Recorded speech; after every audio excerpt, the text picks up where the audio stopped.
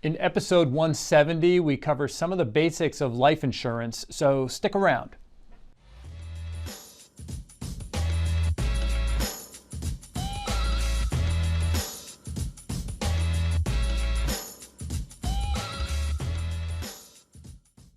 Welcome to the Mullooly Asset Show. I'm your host, Tom Mullooly, and this is episode number 170. Thanks for tuning in. We want to talk about naming a beneficiary for your life insurance. There's a question that we saw recently in an article. Does a will supersede a beneficiary, or does a trust supersede a beneficiary on a life insurance policy? Sometimes folks take financial planning matters for granted, and they shouldn't.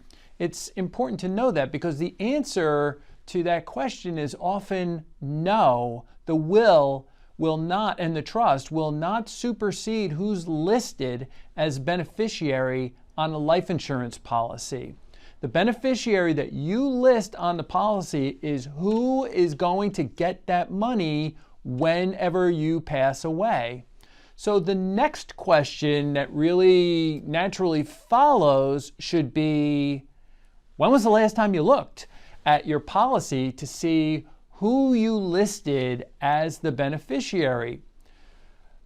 We've seen this come up in our own meetings with clients. You could have listed your mom when you started working before you were married. Or maybe you listed your spouse and now you're divorced.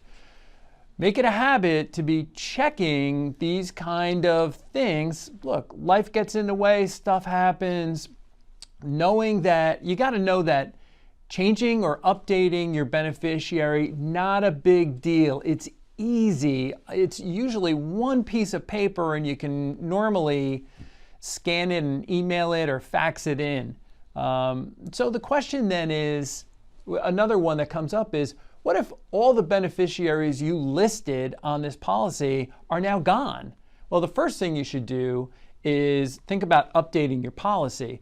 The second thing is, if you pass away and the original beneficiaries are now deceased, you should, or hopefully, have considered listing contingent beneficiaries. These are the people who are next. So if your primary beneficiary is deceased, the money would then go to the contingent beneficiaries. If there's no contingent beneficiaries, or everybody is deceased and you haven't checked it in a long time before you passed away, then it does go by the terms of the will. That's really important. We have, not through any fault of our own, we've had clients come in with situations like this. It can be a real mess and can cause some real problems in a family. So don't let this happen to you. It's something you can do, like they say, check your smoke detectors when you change the clocks. I mean, these are things that you ought to be doing at least once a year. So just a little tip. Hope that helps. Thanks for watching episode number 170.